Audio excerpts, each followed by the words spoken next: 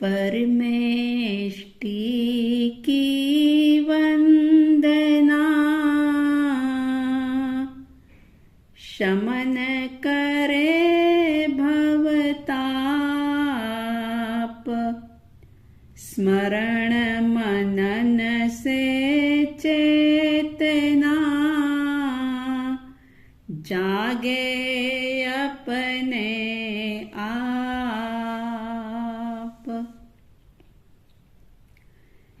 श्रद्धालु, जिज्ञासु श्रोताओं, परम प्रसन्नता की बात है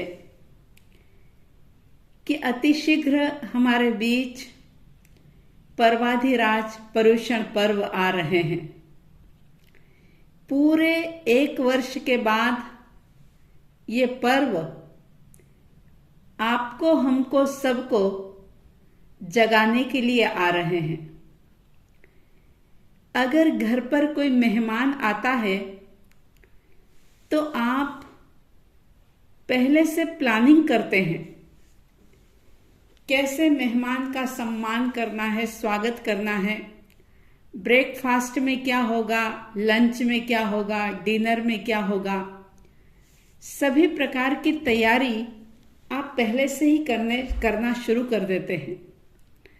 मेरा आपसे एक सवाल है कि पर्व पर्युषण भी जो आ रहे हैं, इनको किस प्रकार से मनाया जाए? क्या इस बारे में आपने कोई विचार किया है? और अगर नहीं किया है तो अब जरूर कर लें, क्योंकि दुनियादारी का छोटा सा भी अगर कोई काम करना होता है तो उसकी पूर्व तैयारी होती है। तो जरा विचार करें कि यह आध्यात्मिक पर्व है, भीतर की शुद्धि का पर्व है, आत्मबोध का ये पर्व है, और अगर इसकी हमने कोई तैयारी नहीं की, कोई प्री प्लानिंग नहीं की, तो बताइए हम कैसे इस पर्व को मना पाएंगे?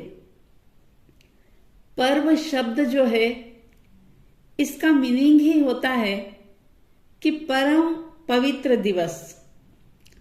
अगर वैसे देखें तो जीवन का हर दिन ही पवित्र होता है, लेकिन पर्युषण पर्व जो हैं वो विशेष रूप से पवित्र दिन माने गए हैं, क्योंकि इसमें अपनी आत्मविशुद्धि के बहुत सारे निमित्त मिलते हैं, साधन मिलते हैं।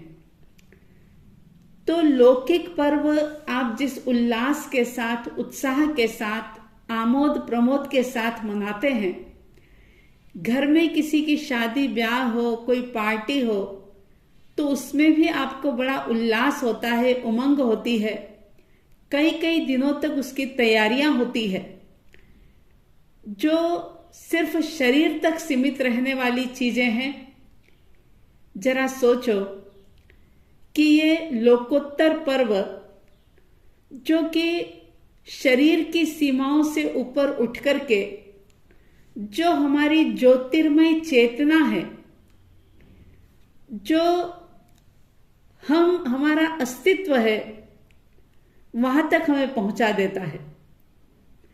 और इस पर्व की आराधना अगर हमने उल्लास के साथ नहीं की, उमंग के साथ नहीं की, तो पर्युषण हर साल ही आते हैं और चले जाते हैं।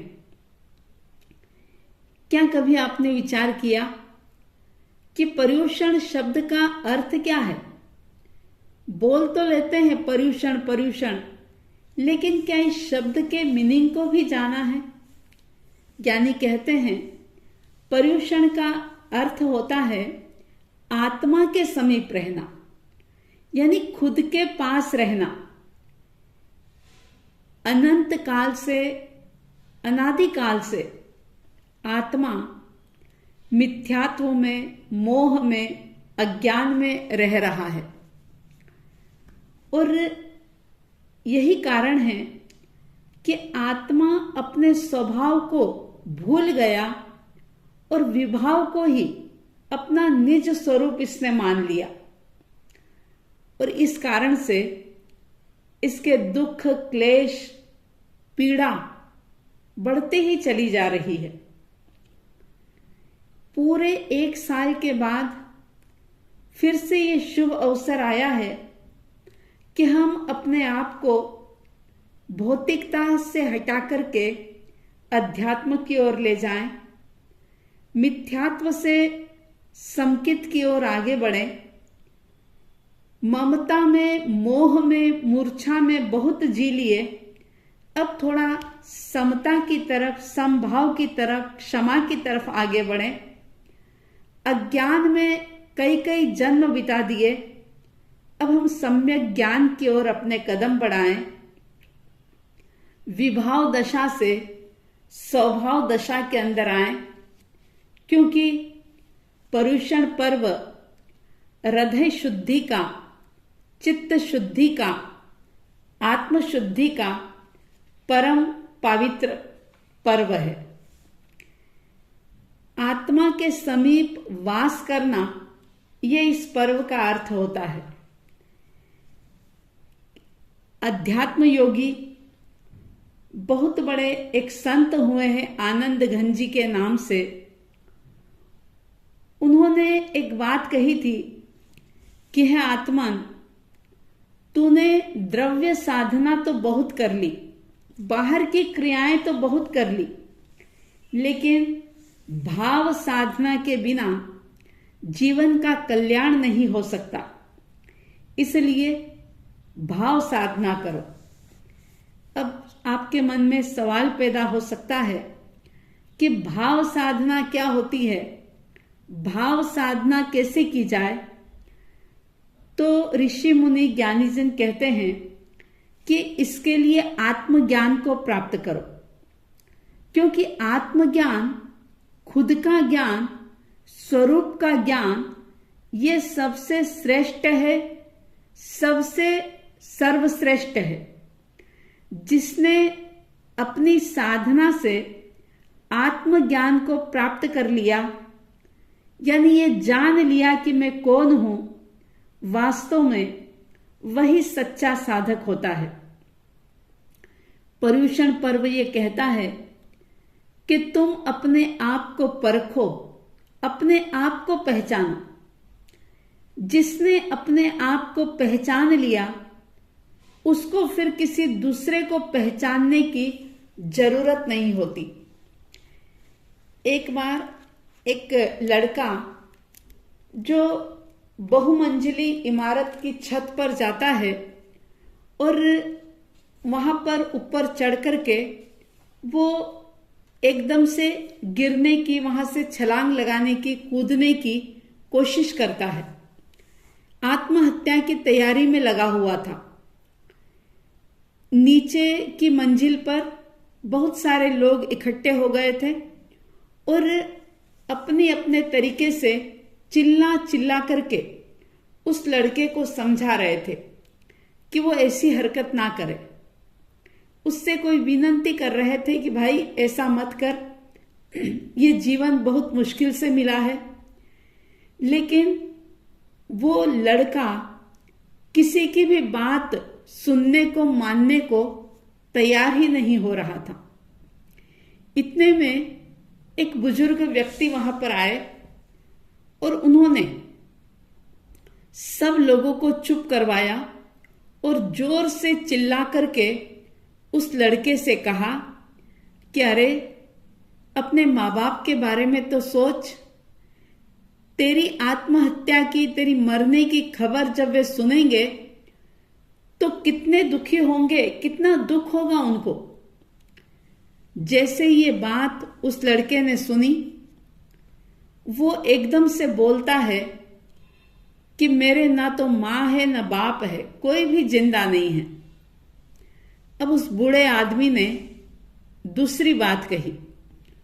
उसने कहा कि ठीक है, अगर माँ बाप अब इस दुनिया में नहीं रहे, लेकिन अपनी बीवी के बारे में तो सोच, तेरी पत्नी का क्या होगा। तो वो लड़का कहता है कि अभी तक मैंने शादी ही नहीं की। अब अनुभवी बुजुर्ग विचार करता है कि अब इसे क्या बात कही जाए। और अनायास उन्होंने एक बात कह दी कि तू भले ही दूसरों के बारे में विचार ना कर, लेकिन अपना स्वयं का विचार तो कर, खुद के बारे में तो सोच। ऊपर से छलांग लगाने से पहले, आत्महत्या करने के पहले अपने बारे में तो सोच।